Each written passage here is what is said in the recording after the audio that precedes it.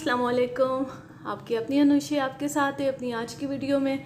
मैं उम्मीद करती हूँ कि आप सब बिल्कुल खैरियत से होंगे और मैं दुआ करती हूँ कि आप सब जहाँ रहें खुश रहें, शादोआबाद रहें, हंसते मुस्कुराते रहें।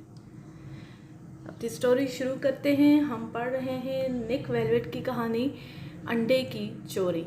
उसका आज सेकंड और लास्ट पार्ट है। सुबह तक टीना ने उससे राब्ता कायम नहीं किया था। अब निक पर उस लकड़ी के अंडे के बारे में तजस्सुस सवार हो गया था। ग्लोरिया पूल के किनारे धूप खा रही थी और वह अकेला कमरे में बैठा अंडे को उलट पुलट कर देख रहा था। उस पर कुछ नहीं लिखा था, ना ही कोई अलामत थी। वो ठोस लकड़ी का था और जब से निक ने उसे बाथरूम के बेसन में डाला तो वो पानी में तैरने लगा। ये उस अंडे के बिल्कुल मुशाबा था जो टीना ने न्यूयॉर्क में उसे दिखा दिया था। उसने सोचा कि ताउस का एक चक्कर लगाए। मैं अभी आता हूँ, निक ने ग्लोरिया से कहा। तुम धूप में ज़्यादा देर ना बैठना। ग्लोरिया ने चेहरा ऊपर उठाकर उसकी तरफ देखा और बेयकीनी से बोली, ज़रा मोहतात रहना निक। ताउस में एक डॉक्टर के यहाँ से निक ने अंडे का एक्सरे करवाया। डॉक्टर ने अंडा उसे देते हुए अजीब अंदाज में कहा, महज लकड़ी है और कुछ नहीं। मैं यकीन करना चाहता था। डॉक्टर ने गंभीर लहजे में कहा, लाइए $10। वापस जाते हुए निक सोच रहा था कि देखें इंदिरा को अंडे की गुमशुदगी का कब पता चलता है और फिर उसके कितनी देर बाद उसे निक की फटी हुई पतलून याद आती है।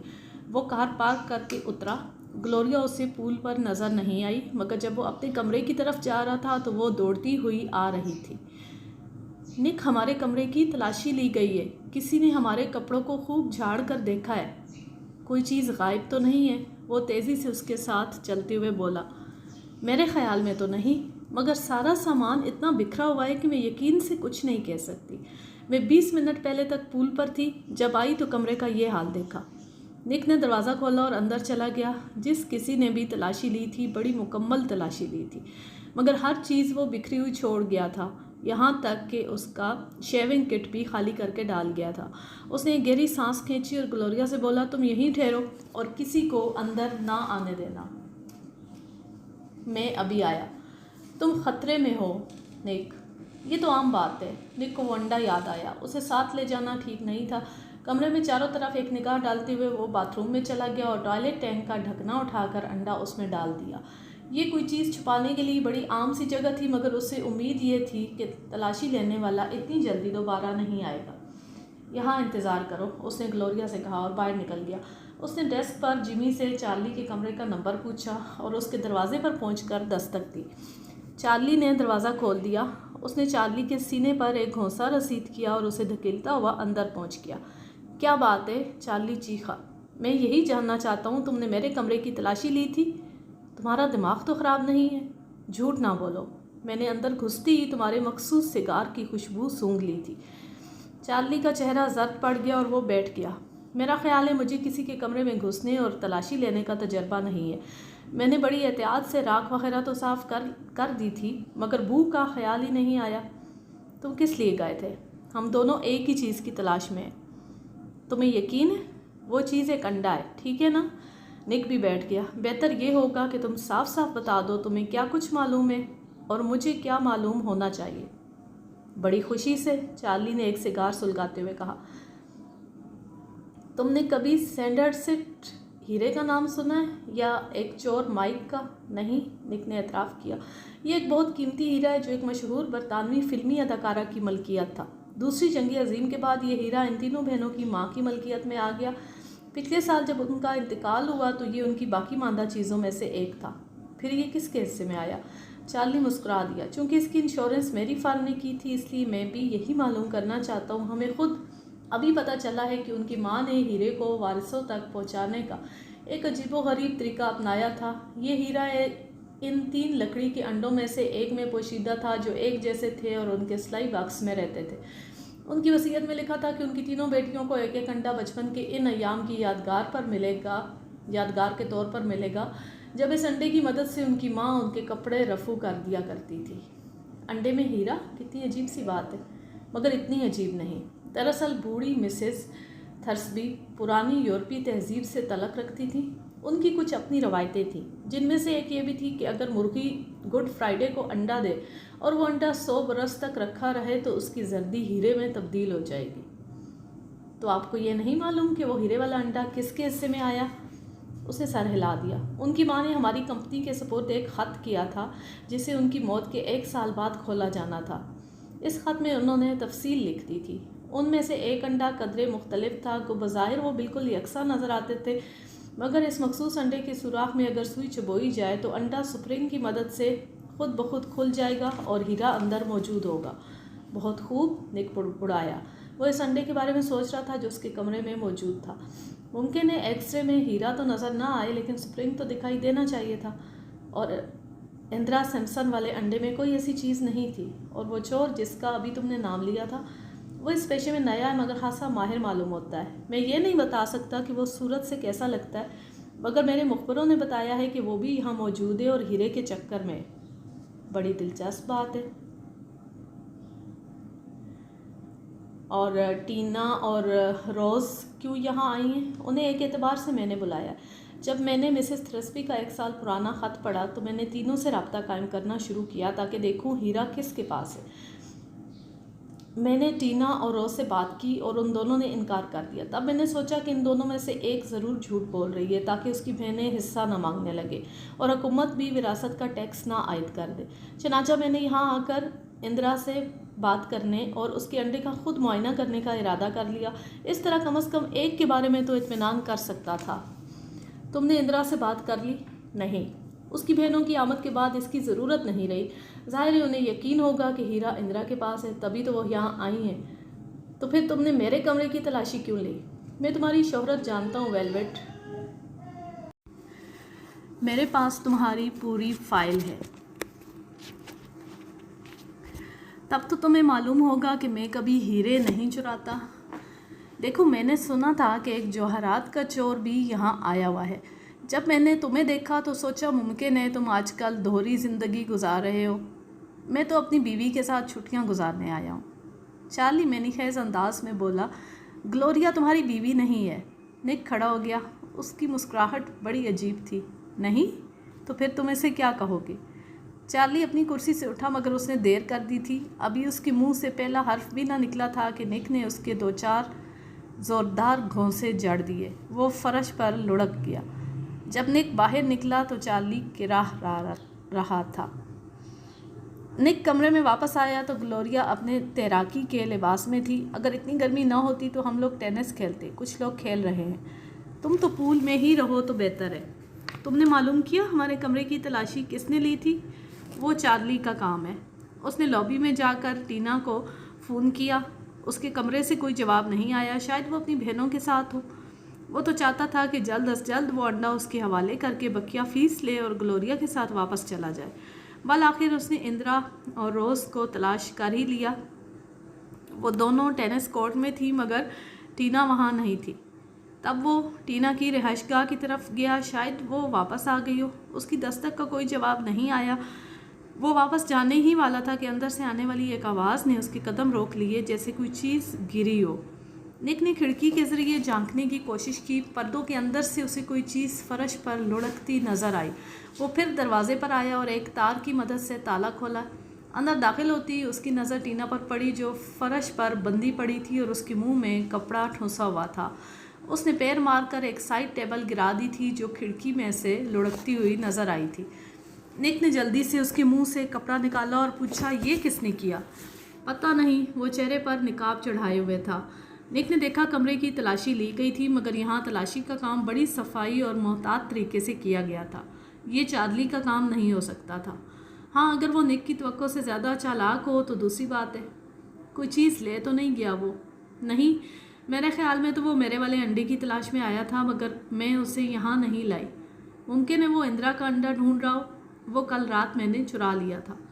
आपने चुरा लिया था? वो कहाँ है? महफूज है।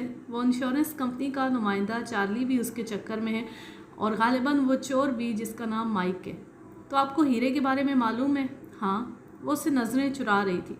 अगर मैं पहले से आपको सारी बात बता देती तो आप मुझे मायूस कर देते, मगर इंदिरा का अंडा बेकार है।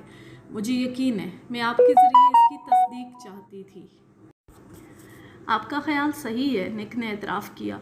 मैंने उसका एक्सरे करवाया था। तो फिर हीरा रोज़ के पास होगा। अब ये आप जानें। और जाहिर है ये माइक भी अपने तौर पर यहाँ नहीं आया होगा, उसे भी मेरी तरह यहाँ भेजा गया होगा। मेरी किसी बहन ने भेजा होगा। और कौन भेज सकता है? मुझे तो अब डर लगने लगा है, वो बोली। लगना भी चाहिए, आखिर आपको एक चोर यहाँ बांध कर डाल गया था। माइक नाम बताया था आपने? हाँ, मैंने यही नाम सुना है। मुमकिन है वो भी यहाँ ठहरा हुआ हो या मुलाजमों में से कोई हो। टीना ने सर हिलाया। इंदिरा के मुस्तकिल मुलाजमीन तो गर्मियों में छुट्टी पर चले जाते हैं, ये सब आर्जी मुलाजिम हैं। आप 2 हफ्ते पहले ही यहाँ क्यों आ गई? ये रोज़ का ख्याल था। उसने मुझे फ़ोन किया और कहा कि वो भी आ रही है। वो अंडे के बारे में बात करना चाहती थी। किस किस्म की बात? यही कि अंडा मिल जाए तो तीनों बराबर बराबर तकसीम कर लें। तो क्या इंदिरा ने भी ये बात मान ली? जाहिर है उसने भी इनकार कर दिया और मैंने भी। ये हीरा उसी का है जिसके पास है। वो उठ खड़ी हुई और हाथ पैर सहलाने लगी। रस्सी से बंधे रहने की वजह से दौरान खून रुक गया था। शायद वो हीरा रोज़ के पास है और वो इस तरह शुबे को किसी और तरफ मुंतकिल करना चाहती थी। निक कुछ उलझ कर रह गया।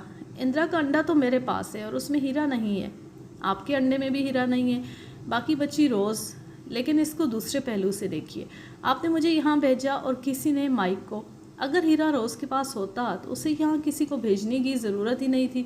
और इंदिरा माइक को बुला नहीं सकती थी क्योंकि उसे तो अभी हीरे के बारे में मालूम हुआ है। मुमकिन है किसी और ने। दरवाजे पर दस्तक के सबब उसका जुमला अधूरा रह गया। जब उसने दरवाज़ा खोला तो बाहर इंदिरा सैमसन खड़ी थी। वो सख्त परेशान थी। किसी ने मेरा अंडा चुरा लिया है। अचानक उसकी नज़र निक पर पड़ी। तुम यहाँ क्या कर रहे हो? कल तुम्हारी ही पतलून फट गई थी ना? निक को तेज़ी से सोचना पड़ा। मैं अभी यहाँ आया हूँ। मुझे आपकी बहन से लकड़ी के अंडों के बारे में कुछ बात करना थी। अगर आप मुझ पर मुकम्मल एतमाद करें तो मैं आपका गुमशुदा अंडा वापस ला सकता हूँ। तुम ही ने तो चुराया है, क्या तुम क्या वापस लाओगे? मिसेस सैमसन, ज़रा मेरी बात तो सुनिए। इस मसले के हल का वाहिद तरीका यह है कि आप तीनों बहनें, मैं और चार्ली, एक जगह जमा हो। तुम चोर हो, वो चिल्लाई और उसके सीने पर मुक्के मारने लगी। निक ने उसके हाथ पकड़ लिए। इससे कोई फ़ायदा नहीं होगा मिसेस सैमसन। प्लीज़ जो मैं कह रहा हूँ उस पर अमल करें। मुझे मेरा अंडा वापस कर दो। अगर हम सब इकट्ठा हो जाएं तो ये अंडे का मसला ही हल हो जाएगा। इस मौके पर टीना ने भी दखल दिया। मेरा ख्याल है मिस्टर वेलवेट ठीक कह रहे। आखिर मिल बैठ कर बातें करने में क्या हर्ज है? इंदिरा का गुस्सा ठंडा होने में कुछ देर लगी, बल आखिर वो राज़ी हो गई। ठीक है, खाने के बाद मेरे ऑफिस में सब जमा हो जाएं। मिस्टर वेलवेट, आप हमें धोखा देने की कोशिश ना कीजिएगा। मेरी यहाँ की पुलिस वालों से भी दोस्ती है, वो फ़ौरन आपको पकड़ लेंगे। मेरा यहाँ से जाने का कोई इरादा नहीं है। फिर खाने के बाद आपसे मुलाकात होगी। और हाँ, आप मेरा रफ़ू का अंडा ज़रूर लेकर आएँ। वो मुड़ी और बहन की तरफ देखे बगैर निकल गई। इसका मतलब है मेरे पास वक्त बहुत कम है। किस काम के लिए? आपको अंडा सुपुर्द करने के लिए और अपनी फ़ीस लेने के लिए। मगर उसे तो मालूम है कि अंडा तुमने चुराया है। उसे शुबा है और इसमें फ़र्क है। ये ना भूलिए कि यहाँ एक और चोर भी है। हम हर इल्ज़ाम उसके सर डाल सकते हैं। वो बाहर निकलकर दोबारा अपने कमरे में गया। ग्लोरिया अब भी पूल में नहा रही थी। अगर किस्मत ने साथ दिया तो वो उसके वापस आने से पहले ही अंडा वापस करके बकिया फ़ीस हासिल कर सकता था। वो फ़ौरन बाथरूम में घुस गया और टॉयलेट टैंक का ढकना उठाया ही था कि एक आवाज़ ने उसे चौंका दिया। कोई चीज़ छुपाने की आम सी जगह है मिस्टर वेलवेट। हरकत करने की कोशिश ना करें, मेरे पास रिवॉल्वर है। निक ने रिवॉल्वर की नाल अपने कान के करीब महसूस की। उसने अपना सर ज़रा सा घुमाकर देखा तो निकाब के पीछे तो आंखें उसे घूर रही थी। तुम्हें गर्मी नहीं लग रही? बातें मत करो, पीछे हट जाओ। तो तुम ही माइक हो, मैंने तुम्हारे बारे में सुना है। मुझे अंदर आने से पहले अलमारियों को खोल देना चाहिए था, या फिर तुम बेड के नीचे थे। मैंने तुमसे कहा है कि चुप रहो। आवाज़ ने तनबीह की। एक दस्ताने वाला हाथ टैंक के अंदर गया। कहाँ है वो? क्या चीज़? अंडा? वो तो यहाँ नहीं है। निक ने अपनी हैरत पर काबू पाते हुए कहा, मैंने कब कहा था कि यहाँ है? मैं तो टैंक को ठीक करने आया था। निकाब पोश ने ज़ोर से एक गाली दी और रिवॉल्वर से उसके सर पर ज़रब लगाई। निक ने बचने की बहुत कोशिश की। हाथ ओछा पड़ा मगर फिर भी निक नीचे गिर पड़ा। उसके उठने से पहले हमलावर जा चुका था। निक ने खामोशी से टैंक में झांका और दिल ही दिल में गालियाँ देने लगा। रात को खाने के बाद वो इंदिरा सैमसन के ऑफिस में पहुंचा। टीना और रोज़ पहले से वहाँ मौजूद थी। चार्ली फ़ौरन ही निक के पीछे आ गया। उसका जबड़ा सूजा हुआ था और वो बोल नहीं पा रहा था। अब तो आप मुतमईन हैं मिस्टर वेलवेट? इंदिरा ने पूछा। हम सब मौजूद हैं। निक ने सर हिला दिया। सिवाय माइक के, वो तो बड़ा मसरूफ़ है। वो कौन है? इंदिरा ने पूछा। वो जिस आसानी से सबके कमरों में घुस जाता है, इससे मैंने अंदाज़ा लगाया है कि वो आपका कोई मुलाजिम है। वैसे आपके दरवाज़ों को खोलना कोई मुश्किल काम नहीं है। चार्ली भी बोल पड़ा। मतलब की बात करो वेलवेट, तुमने इन ख़वातीन से कहा था कि तुम अंडों का मसला हल कर सकते हो। बिल्कुल। वो टीना की तरफ मुड़ा। आपने माइक को यहाँ भिजवाया था? वो मदाफ़ियाना लहजे में बोली। ये आपने कैसे कह दिया? मैं तो माइक को नहीं जानती। चार्ली ने सिर्फ आप और टीना को हीरे के बारे में बताया था। इंदिरा को तो आज से पहले मालूम ही नहीं था, और उसका सबूत यह है कि उनका अंडा लापरवाही से सिलाई बॉक्स में पड़ा हुआ था। फिर चार्ली ने इस चोर की खिदमत हासिल।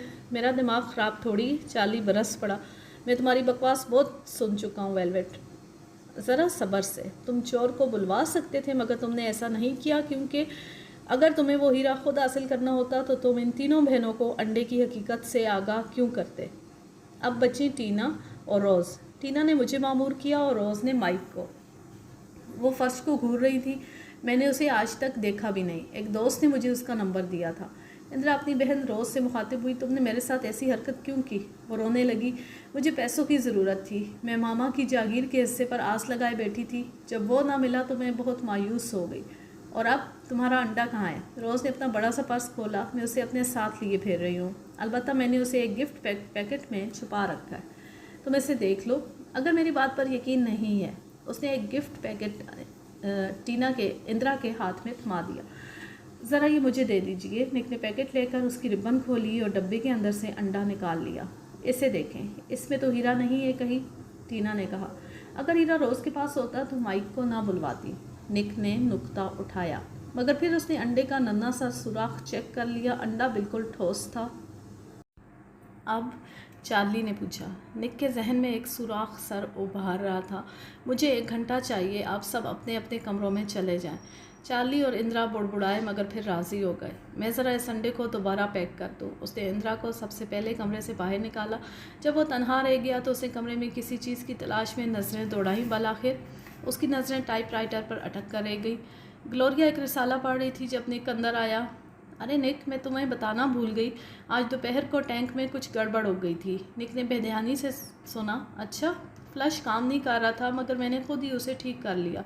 उसका सर ऊपर उठा और उसने आईने में ग्लोरिया की तरफ देखा। कैसे? मैंने टैंक में देखा तो उसमें एक लकड़ी का टुकड़ा फंसा हुआ था। मैंने उसे निकाल दिया। निक ने दांत पीस कर पूछा। वो लकड़ी का टुकड़ा कहाँ गया? मैंने उसे कूड़े की टोकरी में डाल दिया था। वो लकड़ी के अंडे की तरह लग रहा था। कुछ कहे बगैर तेज़ी से कूड़े की टोकरी की तरफ लपका। अंडा टोकरी में मौजूद था। ग्लोरिया ने खौफजदा होकर कहा, क्या मैंने कोई गलती कर दी है? वो मुस्कुराया और उसे जल्दी से प्यार करके बोला, तुमने तो मेरी बड़ी मदद की है ग्लोरिया। फिर उसने रिसीवर उठाकर टीना को फ़ोन करना शुरू कर दिया। वो पूल के करीब उसकी मुंतज़िर थी। आप कह रहे थे कि आपके पास इंदिरा का अंडा मौजूद है? हाँ, ये है पैकेट में। अगर आप पैसे लाई हो तो बस हमारा काम ख़त्म हो जाएगा। मगर ये तो रोज़ का अंडा है। मैंने इसे इंदिरा से बदल दिया है। मगर इससे फ़र्क ही क्या पड़ता है? आपके पास तो हीरा मौजूद है। क्या मतलब? उसका चेहरा जर्द हो गया। मैंने 2 अंडे अच्छी तरह देख लिए। अब या तो चार्ली ने यह दास्तान इख्तिरा की है, या फिर हीरा आपके अंडे में है, और इसीलिए आप उसे यहाँ नहीं लाएं। जो ही आपकी दोनों बहनें अपने अंडों का मुवाजना करती, उन्हें मालूम हो जाता कि हीरा आपके पास है। इसलिए आपने मुझे इंदिरा का अंडा चुराने के लिए मामूर किया, ताकि आप उसे अपना कहकर पेश कर सकें। और जब इंदिरा अंडा पेश नहीं कर सकेगी तो हर शख्स उस पर शुबा करेगा, और आपको ना अपनी बहनों को हिस्सा देना पड़ेगा, ना टैक्स अदा करना पड़ेगा। और निक के चेहरे को पढ़ते हुए बोली, तुम उनसे कह दोगे?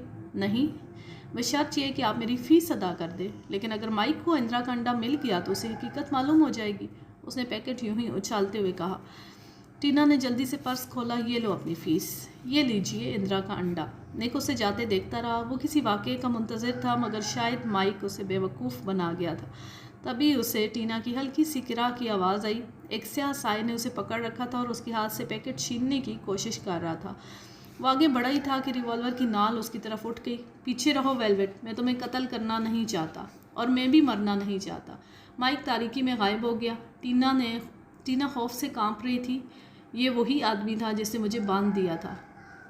मैं उसकी आमद मैं उसकी आमद का मुतवक्के था। निक बोला।